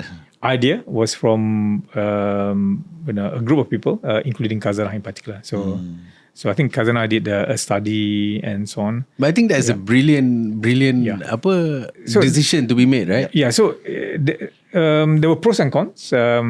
So whether you actually have a big group or you split, but at that point in time, we felt that it was appropriate. It was the right decision to actually to demerge. Of course, now people talk about convergence, right? So then eventually Telkom Malaysia also acquired the mobile punya spectrum. And then so because they may have like some synergy or so not. now we be and so on. So Okay, Tan Sri, I think this is what you are most famous for lah. Pada tahun 2008, Tan Sri dilantik sebagai President and also the CEO of Maybank. And Maybank being one of the largest bank in Malaysia, was it an overwhelming thing for you to sit on that hot seat? And maybe you can share a bit about your experience masa menjadi CEO dan Chairman di Maybank. Alright. Jadi sebenarnya saya fokus tengah execute the demerger ni apabila saya didekati oleh one of the board members of Maybank. Ini pun kena tarik juga Ni so kena tarik. That was quite odd in the sense that this was Tan Sri Megat Zarudin. Okay. So he was a board member of Maybank, but he was also the chairman of Maxis. So Telkom punya competitor. So there was one event where we both arrived together, and he said, Wahid, we need to talk. So then said, then at the table he said, what do you think of going to banking? I didn't quite get the question. I said, what do you mean? What do you think of going to banking? I said, so what do you have in mind? Then he talked about Maybank. So Tan Sri Amisham at that point in time was due to retire, and they were looking for someone to succeed Tan Sri Amisham, and they thought that I was a suitable candidate to be considered. Then I felt very funny because here you are, the chairman of your competitor approaching you for another job, right? Tapi dia pandai, dia tak suruh masuk Maxis. Not quite. Maybe the way is actually to take out your competitor lah. That's how you do it, right? You cut the head off. So anyway, so I said, okay, we talk later. So later, a few weeks later, I got in touch with him back again. He arranged for me to meet up with the chairman of Maybank, Tan Sri Basri, and together with Tan Sri Amisham. That's when they explained to me why. So they were looking for someone with credit background, with experience in banking, who had run a large organization, and who can take Maybank to expand into the region. So that's where I fit the bill. So then did they make the bill fit for you, or no? The aspiration was to find that person, to turn Maybank, to transform Maybank to be a regional banking group. At that time, how was Maybank doing? Maybank, Maybank has always been number one bank in Malaysia. So they're actually far ahead of the others at one time. And they have these regional aspirations. So my job was to go in and expand into the region. Now, as it turned out, Tan Sri Amisham was invited to join the cabinet under Pak Lah's government as minister in the Prime Minister's Department in charge of EPU. Similar to my position, planning. So macam you follow them step. So it so happened. So basically, he was supposed to retire in June, but in March, Pak Lah appointed him as a minister. And there was actually a gap where Maybank was without the CEO. And it was actually the time when Maybank finalized 3 major acquisitions in Indonesia, Vietnam, and Pakistan. And there were controversies because many people felt that the valuation was high. Tak ada CEO masa tu? Acting CEO lah. Acting CEO, so there was a CFO was actually made acting CEO. Acting CEO. So after the demerger was completed, Axiata was listed, I think was on the 28th of April. Then I joined Maybank on 1st of May. So over the weekend over the weekend. literally. So and in fact I joined Maybank on 1st of May. Cuti, but I went to the office to sort out all the desktop and so on. Because over the weekend I was also made to travel to Lahore to sign the acquisition of MCB Bank. But it was actually already decided by the board. And it was actually on the plane that I actually had a look at the agreement, the brief, the brief and so on. So anyway, a lot of people felt that the valuation was actually high and so on. And so there were 3 challenges when I joined Maybank. Number one, I had to see through or follow through on the 3 major acquisitions, including the BI punya acquisition in Indonesia. Secondly, it was at the onset of the global financial crisis. Yeah, remember that by September 2008, Lehman Brothers collapsed. The property, ABN AMRO collapsed. The subprime issue. Yeah, subprime. And even Citigroup actually almost collapsed, but they were rescued by the Federal Reserve. So that's the second challenge. So we need to make sure that Maybank will be insulated from all these issues. And the third was in terms of the underlying performance. Although Maybank had been number 1 for more than 10 years, and every year Maybank will be reporting record profit, but between 2002 and 2008 to 7, Maybank was growing by only 5% per annum in terms of profit and financing, when the competitors, CIMB, Public Bank, and even RHB were growing by 20% per annum. Wow. Dia makan market share sikit. They're coming fast. So they're growing much faster. And if nothing was done within 2 years, CIMB and Public Bank would have overtaken Maybank, and Maybank would be relegated to number 3, basically. Wow. But that didn't happen lah. That didn't happen because you came in to save the... we had the town hall. So what we did was to gather the top 300 Maybankers. I said, okay, guys. Wasn't 1,000? Oh, that was later. Okay. So this was the first one. The first step the before. 300. Yeah. That's when we demonstrated how the competitors were growing much faster. We were slower, and we all agreed that we did not want to be number 3. So okay, what does it take? Well, we had to do a performance improvement program that we call Leap 30. Yeah. It's a series of 30 initiatives that we need to do in order to improve our performance. Just simple things like how do you stimulate sales, how do you optimize your costs, how do you improve your customer service, your IT system. 30 action items. Yeah, correct, yeah. And so we then executed that religiously. Hard work, but we had no choice. And Alhamdulillah, after 18 months, we saw our performance, we were moving faster than the competitors. Which was, do you remember what was the rate? We were growing by 20%. Wow. So back to 20%. And then relative to others, we were growing faster. But in terms of profit, from a normalized profit of 2.7 billion went up to 3.8 billion. From 3.8 billion, they went up to 4.4 to 5.6. Wow. And then 6.4 billion. So that's the kind of... no wonder you were super so profitable. high. But by that time, so the gap had widened between Maybank and number 2 and number 3. But it required a lot of hard work. Yeah. So we had to work well beyond midnight. That's what, when Tan Sri mentioned, it was like 10 years of your time in that 5 years, right? Correct. So, You personally work until late night? Yeah, so half of the time, you could find me in the office beyond midnight. We had no choice because we had promised our people that we will make fast decisions. So meaning that any decision required will be made overnight. So we will be busy meeting and doing initiatives during the day. In fact, our management meetings are normally held after dinner. So we will have Burger King or After dinner? Pizza or whatever. And then so by the time we finish meeting, maybe 10:30, 11. And then I still have to clear my in-tray.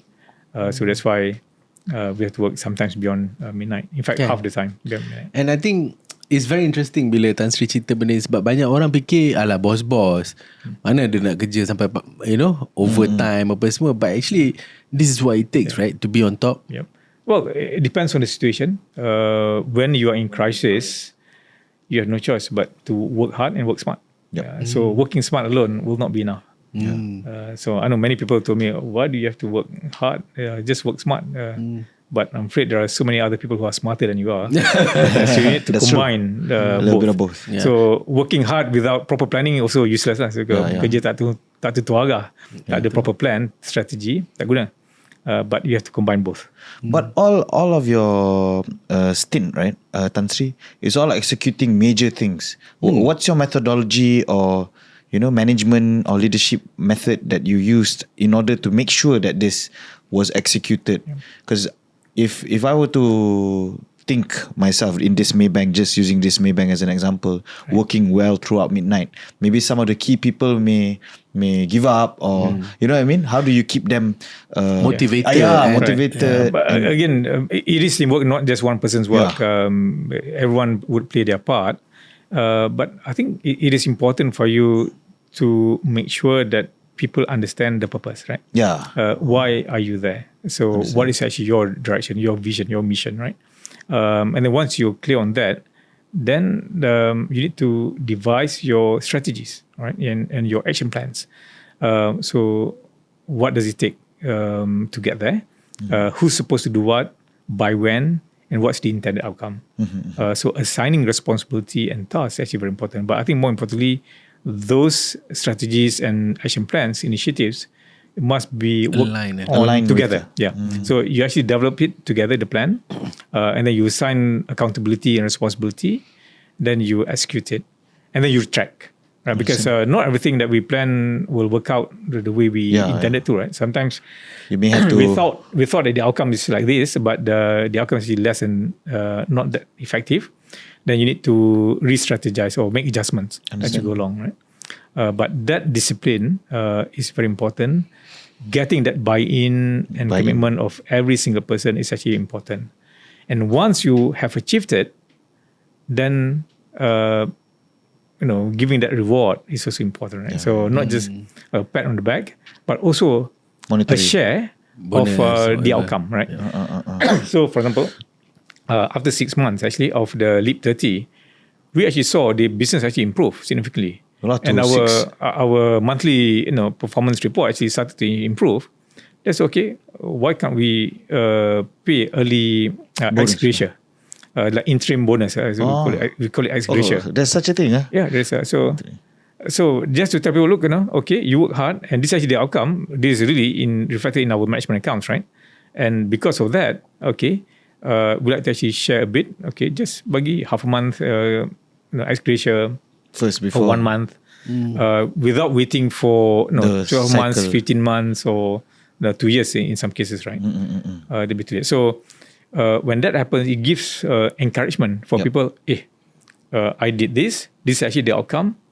Oh, so I also you get the benefit. The reward. I get the reward. Partially, but proves the point that it is doable. And what if I can work a lot harder and achieve a lot more? And then the reward will be greater. Kalau macam ni, understand? Yeah.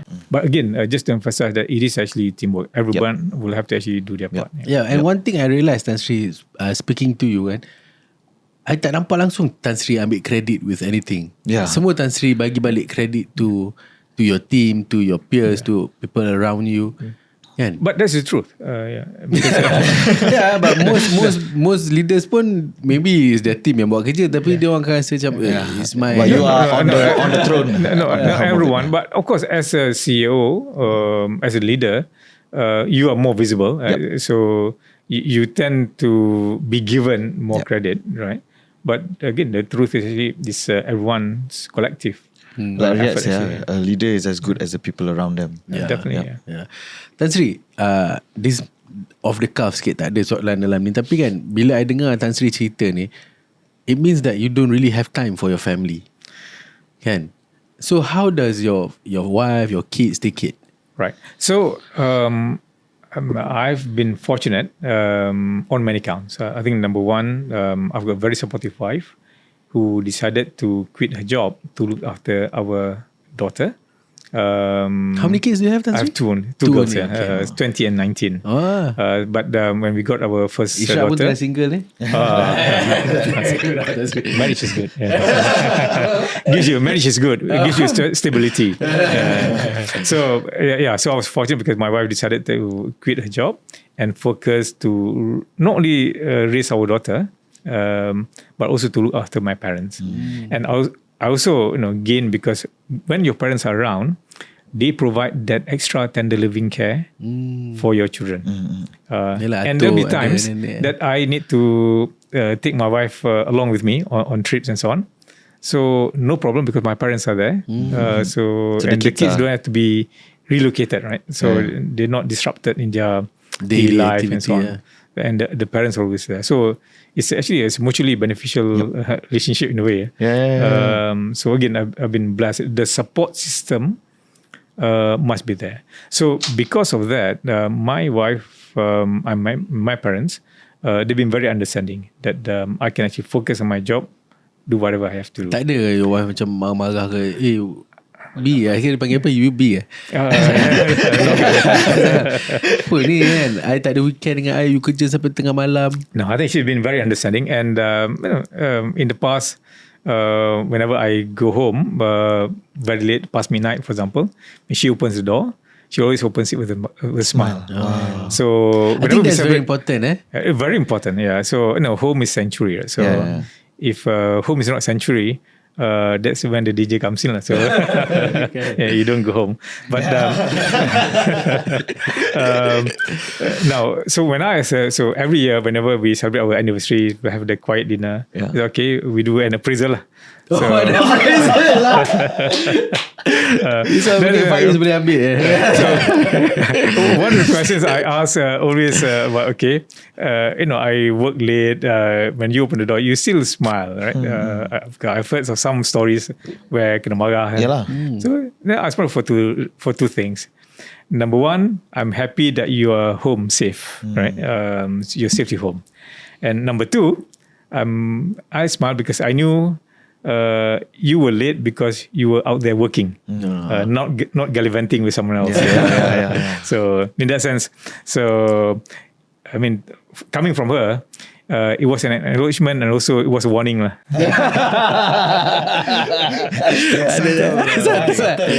Okay, I should ask this follow-up question juga. Like, okay, Tan Sri, you are the CEO for UEM lah, Telkom, Maybank, all the major listed all the major company. kan. And mesti banyak juga apa orang panggil woman. Perempuan yang nak mendekati Tan Sri, perempuan yang cuba-cuba. Tak ada. Tak ada. You close the door. Tak ada, saya tak perasan pun. Takkan tak ada Tan Sri. Tak ada. Not noticed lah. Tak ada, tak perasan. Tak ada. So again, focus. Bagus lah Tan Sri ni. No wonder the wife pun feel very secure kan. No, you asked about the time, right? So obviously, I mean, during my CEO days, so very little time with the family. But I always say that it's not about the quantity of time that you have together, but the quality of the time that you spend together. That's a good. Yeah. And sometimes it can be just like, rather than you being driven all the time, weekends when you with the family, you drive yourself with the family. And I mean, those are actually very quality moments when you have just a family inside the car. You very personal, small things. If you have your driver inside the car, is very different. So understand. So, macam anak Tan Sri tak pernah ke macam complain ke, daddy selalu tak ada, ataupun things like that when they were younger, or were they also very understanding juga? Well, there was one time our eldest daughter. So I always go back late normally. There's one day I went back early, siang lah. Then she opened the door. Dia, Mami, ayah datang. So when she said, Mami, ayah datang, bukan ayah balik. That hit me, honestly. So for the next one week, I came back early. So actually, that really caught me. Because when your daughter said, ayah datang, bukan balik. Because I at least saw her then. Because keluar pagi, she's already sleep. Balik, she's already sleep. So seminggu je lah tapi. I think on the weekend you get time with them lah. Yes, I try to. Yes. I think also anak perempuan, dua orang anak perempuan ni mungkin lagi mudah lah sikit untuk nak di ni kan. Less handful. Less handful. Kalau anak lelaki banyak hero lah. Semua hero. Alright, so we moving on to the next phase lah. Sekarang ni kita dah cerita tentang all the CEO days. And now I want to talk a bit about the technocrat punya journey kan. Tan Sri, most of the time kan Tan Sri, when you change your job, you get salary increment. I'm sure all the job yang you pindah-pindah tu kan, semua dapat naik gaji kan. But then I was made aware that when you became a minister, you took a 90% cut of your salary at that time. And what made you say yes to becoming a minister, even though kena potong gaji? And how was your transition from a corporate world to being a technocrat ataupun being in the world of politics? Right.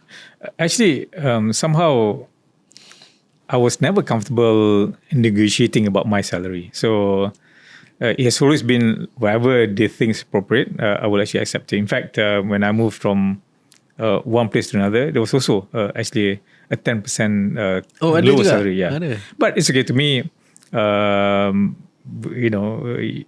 Rezeki will come if you deliver, I suppose. And alhamdulillah, in that case, it was actually proven. So in the case of Maybank, for me, having worked so hard, and that was actually my third job already, as a CEO, I wanted to retire at Maybank, right? But one day, in 2013, I got a call to meet up with the Prime Minister then, Sri Najib. And he asked me to join the cabinet. Now, for me, I came from a poor family. I was given scholarship, and I owe it to the country. I owe it to the government to actually give back. So, just to be clear, I'm not into politics. Not politically inclined anywhere. I'm not a member of any political party, for that matter. But when I was asked to join the cabinet, I felt that I was compelled to do national service. And as someone who had benefited from all the scholarships and all the good things the country has given, so to me, yeah, it's time to do Something national you service. have to do. Yeah, but I was also very clear. I want to make sure that I can value add, and I'm also very clear that I do want to go back to corporate sector after I've done my national service. duties. So that's when I requested if it's about my role to join the government, to bring private sector's perspective into government, and to give courage to the government to implement policies that are important but can be unpopular. So I'm prepared to do that. But for one term of 3 years as a senator, and after that I want to go back to corporate So you did sector. 3 years lah. I did 3 years. You yes, didn't yeah. extend or anything like that. No. So in fact, so some people said that I was probably the only one that did not appeal to go for a second term. Yeah, because we see Tengku Zafrul, I think he's extending kan. Yes, yeah. And then kalau before that kita ada Tan Sri apa? Nur Muhammad Yaakob also became a politician, but yourself you went back to corporate. Yes, to me, I mean, I was very clear. So I don't think I can survive in politics. Dia punya sepak terajal tu. Kalau nak bertanding dekat cawangan pun sure kalah. tak pandai. So I don't think so lah. I think you will be very popular. Tak ada, saya tak. I don't think I can survive. Bila telinga cepat megah. Okay, Tan Sri, maybe Tan Sri boleh cerita sikit pengalaman Tan Sri sebagai seorang menteri, and maybe any of the changes ataupun benda-benda yang unpopular that you did that today turns out to be something positive. Right. Sebenarnya masa join cabinet tu, saya sebenarnya amat nervous sebab completely uncharted territory, a new life altogether. Dan saya sebelum tu kalau jumpa menteri tu memang rasa takut. So you have that high respect. Macam jumpa bos lah rasa. Lebih lagi. Sebab you macam unknown quantity kan. Tapi bila saya hadir mesyuarat kabinet yang pertama tu, dan saya sedar actually mereka ni semua sama macam kita, rakyat biasa, so manusia biasa, ada hati, ada perasaan, kata, and it's just that sometimes we just not exposed to them, right? And that's when I started to think, actually it's quite easy to work with all my cabinet colleagues lah. And again, just to be clear, the value add that I bring would be to bring in private sector's perspective into government. So the moment I became a politician, then I lose my value proposition, right? So, and I was mindful for that. So again, at that point in time, what was important was about implementing the fiscal consolidation, subsidy rationalization, and broadening the tax base. You're talking about implementing GST. Time tu you were one of so the working together did. with the MOF at that point in time. So we, I was the spokesperson on many of the occasions. to talk about some of this difficult stuff, right? So yeah, in the various committees, again, giving encouragement for the cabinet and for the various economic council to make the right decision. So indeed, it wasn't easy, but You managed to we pull did it through. we did implement it, right?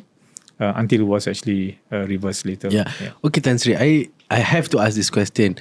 Macam when you of course work so hard to implement this GST, and then in fact for companies like mine pun at that time mungkin kita rasa macam payah sikit, but we managed to do it, and then kita pun terpaksa naikkan harga kita sikit. I remember my product we were sold at 68 ringgit. After that kita naikkan harga sikit, and then tiba-tiba GST ni ditarik balik ataupun di reverse kan. What was in your mind at that time? Do you think that was the right thing to do? Yeah, so I think kita perlu ingat apabila kita laksanakan GST tu, dia bukan dilaksanakan tanpa ada offset mechanism.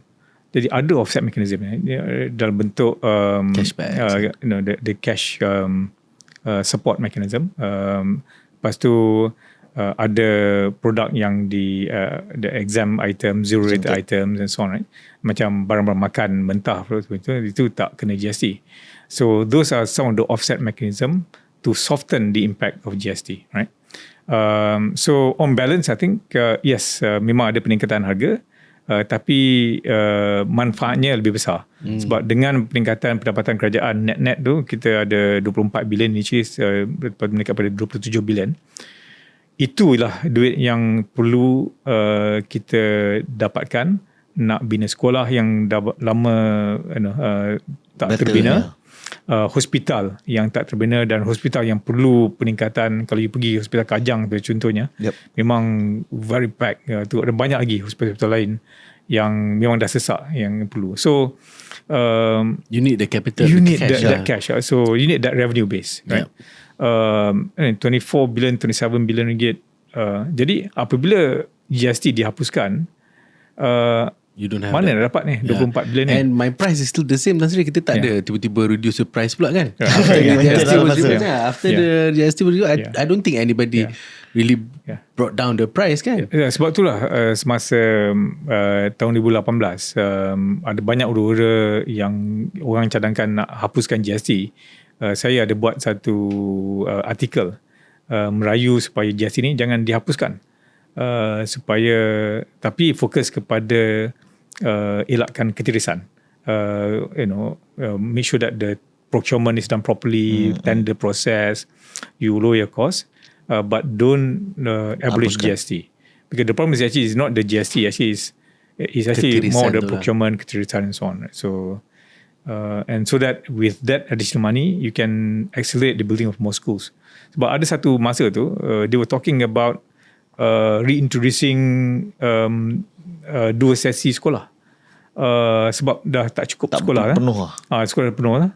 So I Pagi think petang, that will be a backward move lah bagi saya. So that's why you need the revenue for the government to reduce the fiscal deficit, and also for you to be able to actually spend on many of the infrastructure projects, hospitals, schools, highway. So were you disappointed when they reversed this thing? After all your hard work? No, not about me personally, but it's about the country. It's about the country. So I mean, obviously, it is a challenge, and that's actually something which the government will have to deal with. So the government will have to increase revenue, and one way or the other, either you do GST or you increase SSD. So similar impact juga lah in the sense. Faham. And I think yalah, bila kita tak ada GST ni, kita tak ada a solid revenue base tu, susah lah sikit, because you have to go and pergi fine orang sana, pergi fine orang sini pula kan. So the idea is actually is about broadening the tax base and using consumption tax lah. So the idea is that sometimes people can get away for not paying income tax. So if they don't pay income tax, at least when they spend, you actually get them there. So and people who spend more will be those who earn more. Right? But what do you think about the approach of today pula yang menaikkan luxury tax? A lot. I think more T20 punya tax lah orang kata kan. More affected the T20 punya tax kan. So what's your opinion on that? So I think the government will have to find sources of revenue. So one way or another. One way or another. So I think it's inevitable. So if you don't have GST, you increase your SST and you introduce the luxury goods tax and so on. So there will be pros and cons.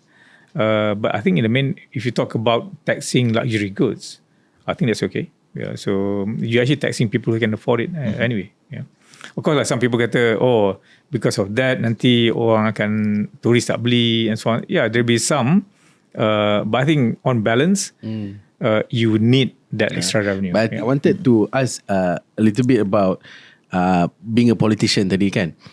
Of course, you are exposed to a lot of criticism. Walaupun Tan Sri ni mungkin tak ada buat salah apa pun, you just focus on your work je. Tapi because siapa yang lantik Tan Sri tu, you are seen politically inclined. Kan? Even though not to a party, but maybe to a person. And naturally, the opposition akan attack Tan Sri kan. So do you ever regret making that leap from corporate to becoming a technocrat ataupun to being in politics, Tan Sri? Yeah. So just to be clear, I'm not a politician and I joined the cabinet as a technocrat. And to me, that's important because I'm not equipped to be a politician.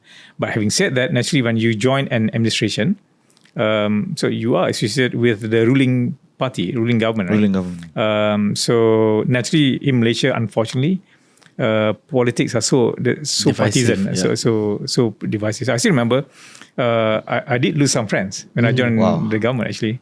And those people say, Wahid bagus. The moment I joined the cabinet, Wahid tak guna. So when I said something as a Maybank CEO, okay, good viewpoint. But when I said it as a minister, then again, anything you say, so half will say, we'll dismiss it as must be politically inclined and so on. So I think that's the unfortunate part about the Malaysian politics. It's actually very partisan, very divisive in a way. But I think at the end of the day, we must do what's right. And I think if you continue to do what's right, I think eventually people will get it in that sense. Yeah.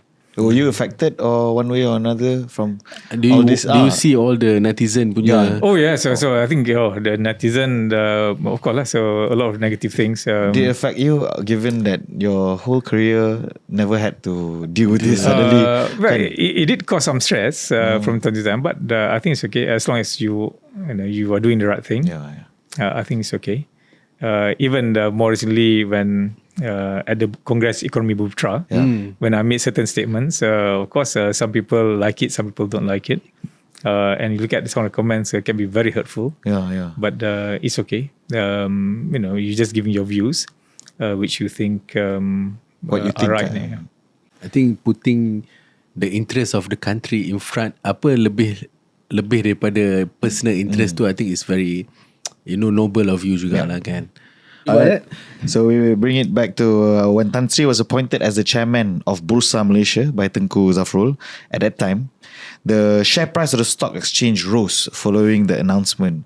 Given your track record, of course, Tan Sri, I wouldn't be surprised that we can say that everything you touch turns to gold. What's your secret sauce? Well, this is what we need to understand. I don't think the share price increased because of me. Definitely not. No.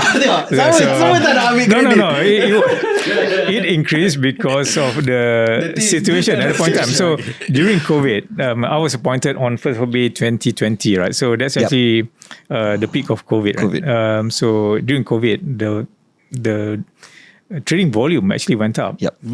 So pre-pandemic, our average daily trading value was 1.9 billion ringgit, right? And from that, it went up to 4.2 billion ringgit. So more than double actually.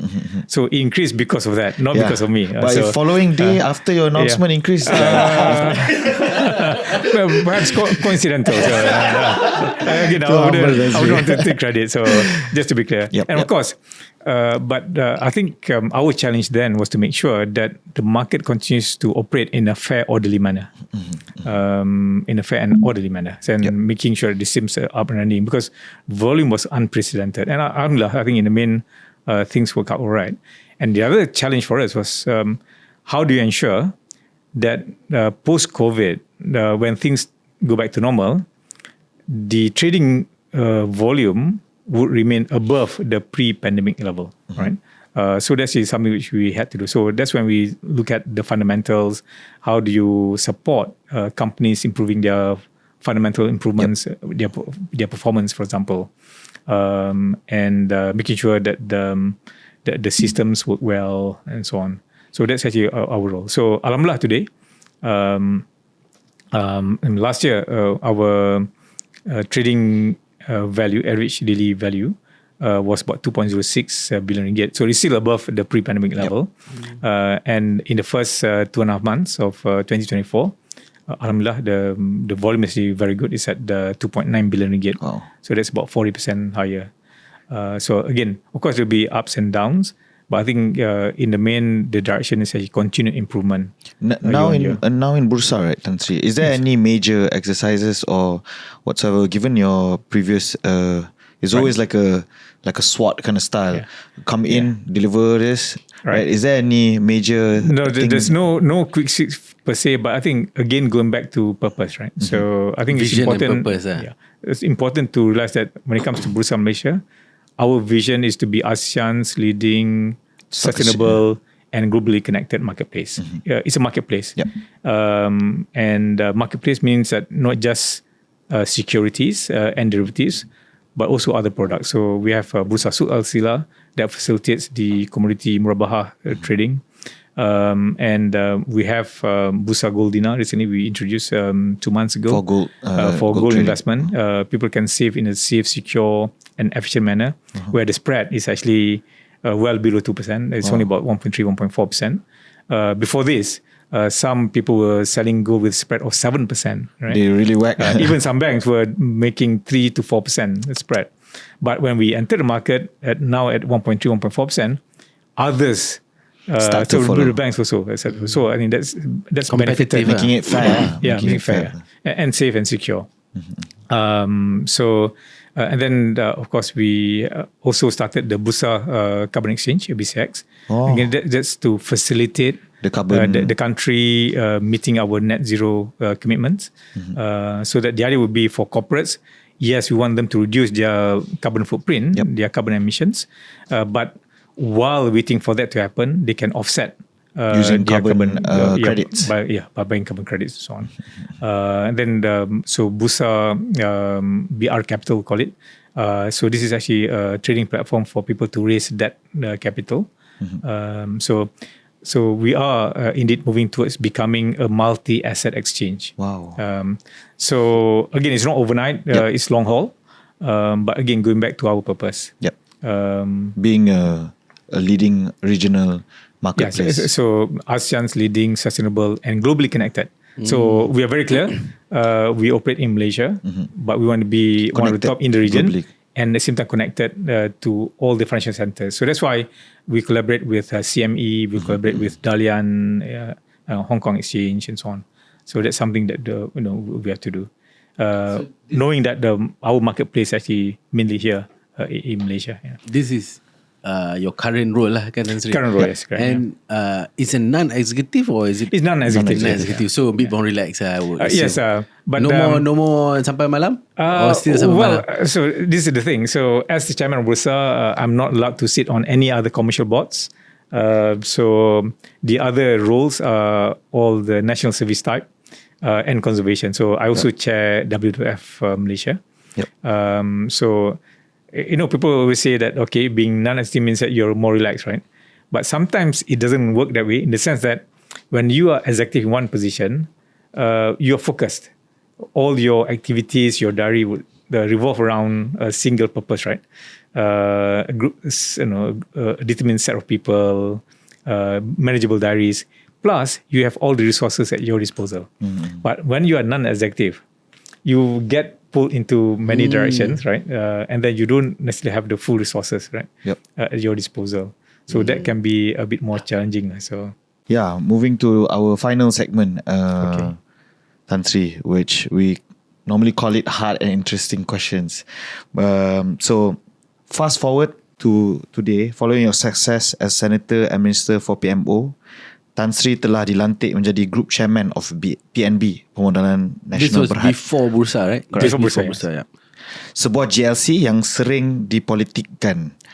Under your leadership, you've increased its Sharia compliant investment and financing product with the goal for Malaysia to be the centre for global Islamic banking. How important is PNB for Bumiputra, Tan Sri? Yeah, so I think it's actually very important. The very existence of PNB was to actually pool the investment resources of Group Trust, because they don't have enough critical mass of the funds to be able to actually invest directly. Plus, many Group Trusts did not have the knowledge to actually invest directly into the market. So by pulling together through the mutual fund structure, this is where we are able to actually increase the funds to make up today I think about 350 billion ringgit collectively. And with that kind of amount, then you can actually have a dedicated team of professionals to manage the funds.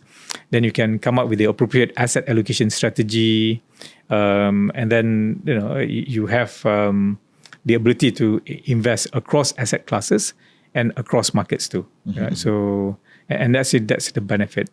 Now, because of that, also you're then able to take on strategic stakes in key companies. So, for example, PNB wasn't able to take significant stakes in Maybank, in Samdabi Group, UMW, and others, right? And when you do that, you are then able to grow the business in a manner that fulfills your purpose too. So, for example, in the case of Maybank, with PNB controlling Maybank, then Maybank is then able to implement the Islamic first strategy, such that today more than 60% of Maybank's financing in Malaysia is already Sharia compliant. Wow. Right? That's probably something which not many people realize.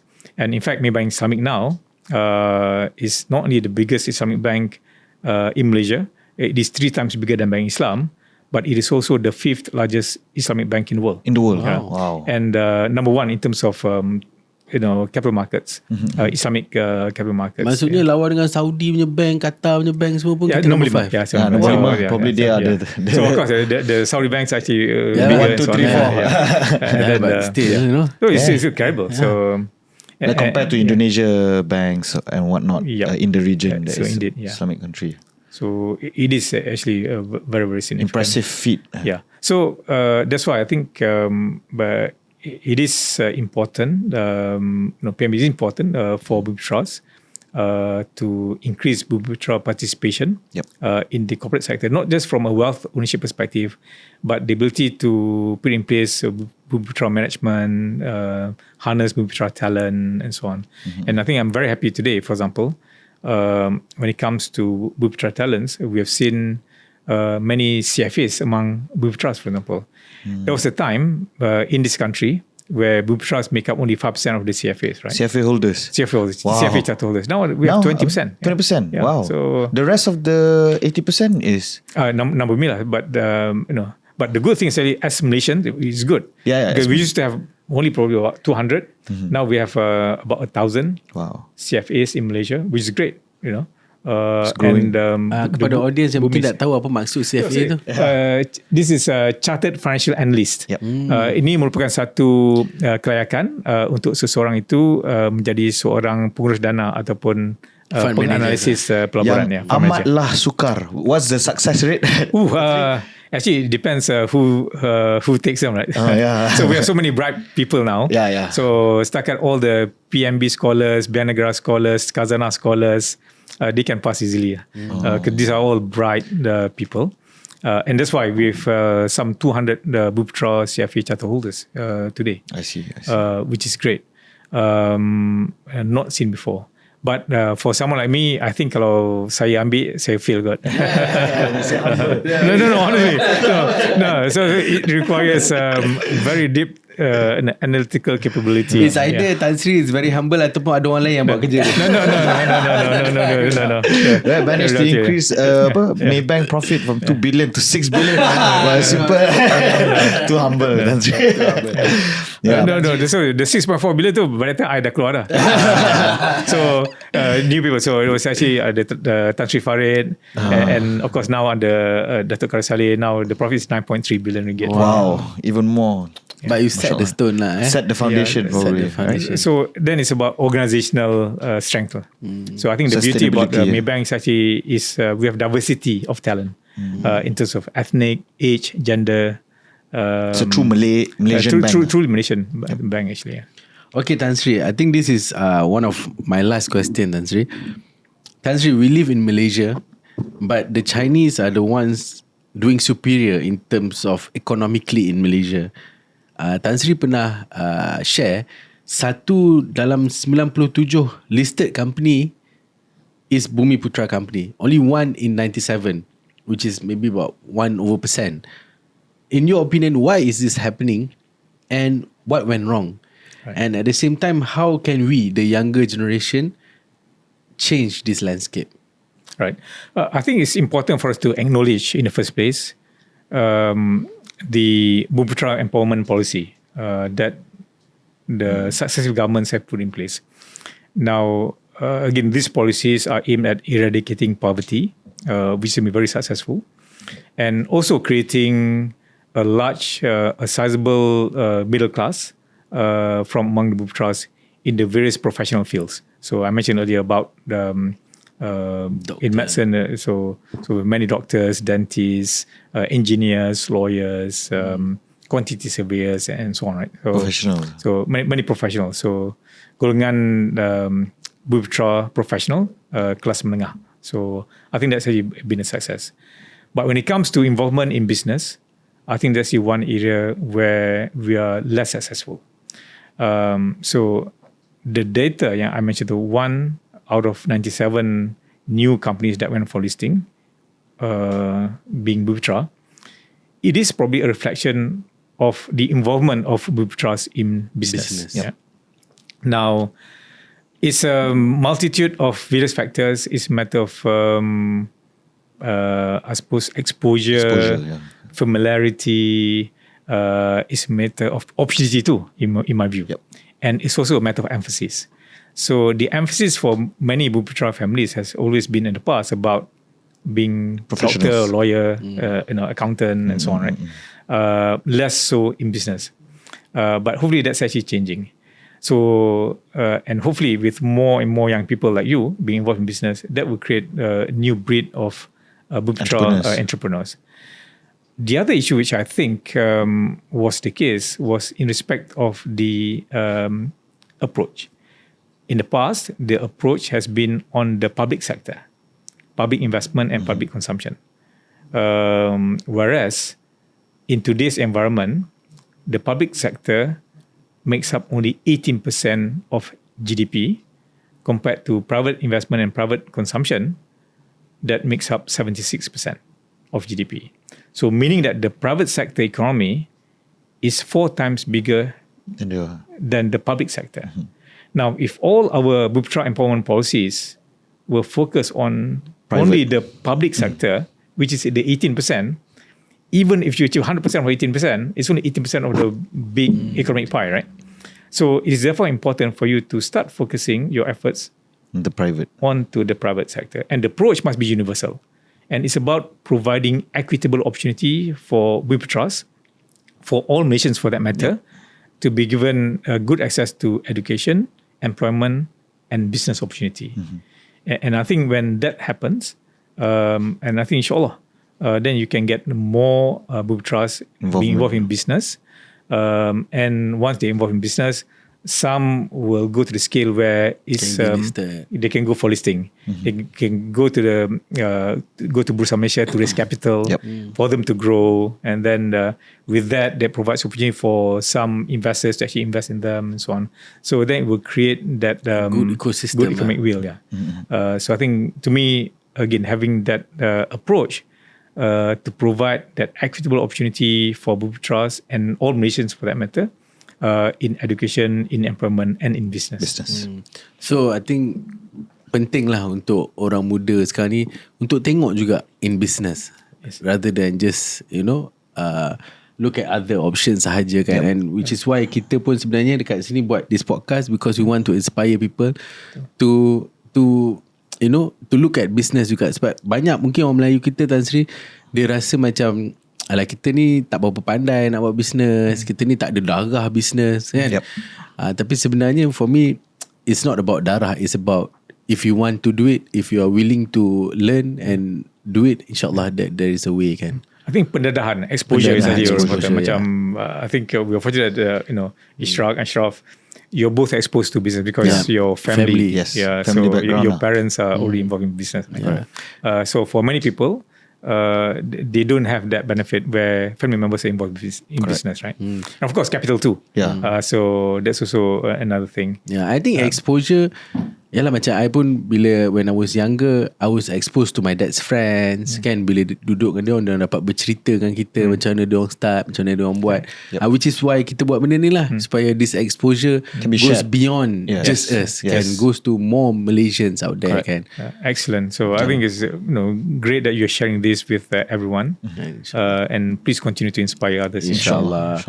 Okay, Tan Sri, we have come to an end of the session already. It has been an amazing session. Beautiful. For me personally, I think dapat banyak lah daripada Tan Sri punya cara, not just but why you say it, but the way you portray yourself juga, the way you carry yourself. I think it's something yang kita sebagai aspire to be a good leader ni, kita kena belajar banyak lah daripada Tan Sri.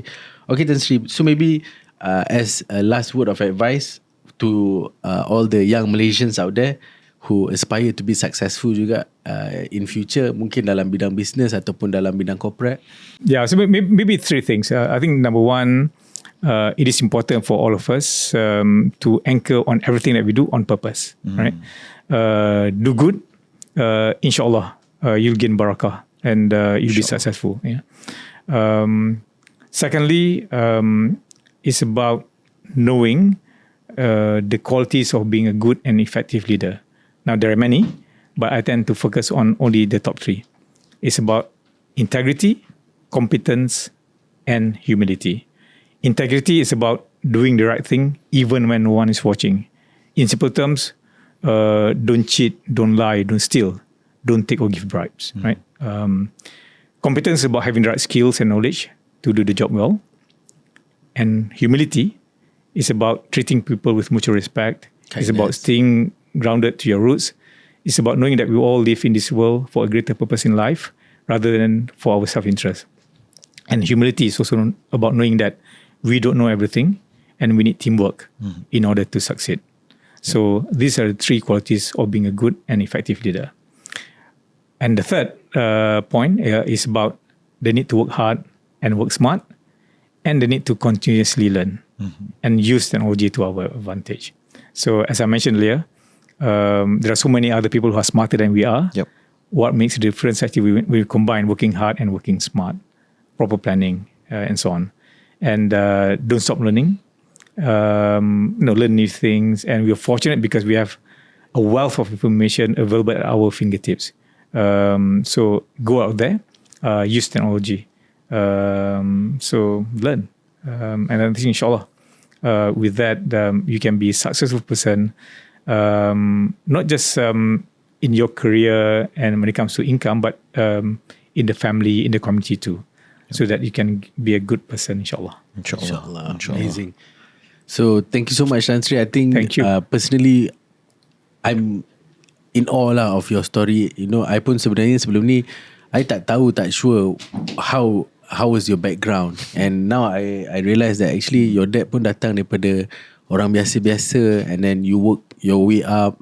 Dekat sekolah you belajar bagus-bagus, you belajar pandai-pandai, and then sampai you dekat corporate punya world pun. I think a lot of people boleh ambil Tan Sri ni sebagai satu contoh untuk kita pun jadi orang yang macam Tan Sri lah. So thank you so much, Tan Sri, for sharing your story with us. I really appreciate it, and I think our viewers pun akan appreciate juga this session, and I hope this session juga memberi manfaat lah kepada orang ramai. Thank you, Ashraf, and thank you, Shop. I think I mirror Ashraf's comments as well. Thank you so much, Tan Sri. Yes, it's nice to see you from another side, especially when we do this, we get to know you deeper. But I have one last question, Tan Sri, for actually a personal question, advice. Also, everybody can benefit, which is an advice on investment. Since you have always been in banking, you know Warren Buffett always say invest in the index fund. What would you advise, Tan Sri? I think this would be very beneficial to all our viewers as well. But thank you so much again, Tan Sri, for this session. But I feel tak complete if I don't ask you this. Okay. As the last. Well, I always believe in value investing. Invest in a company that you know, with good business prospects, good management, good governance, and they are trading at below their net asset value. Right? They can pay dividends. They're not in a sunset industry. Understand? And also, don't borrow to invest. Don't borrow to invest. Use because, your own. So investment is actually about investing your surplus funds, right? Where do you invest, Tan Sri? If you don't well, all my investments are in Malaysia. Basically. So you don't do blue chips. So before I joined Bursa, of course, I've got the flexibility to invest in all the companies. After I left PNB, quite limited. But since I joined Bursa, then it's a bit restricted. So I think it's more of but I think inshallah, if you invest in the companies that are undervalued, not in sunset industry, good management, good governance, I think inshallah long term it will go. Long term it will grow. All right. Thank you so much. Thank you. Sorry for. And with that, we are going to end our episode. Yes. Today's episode. So thank you so much to everyone yang dah support kita punya episode, and I hope you guys share this episode dengan semua orang. If you enjoy it, if you enjoy it dengan your family, dengan your cikgu, dengan ustaz-ustaz, dengan semua orang, supaya kita semua dapat manfaat daripada sharing hari ni. So thank you so much. InsyaAllah kita akan jumpa lagi di minggu hadapan. And don't forget to like, subscribe. Alright. Thank you very much. Thank you. Assalamualaikum.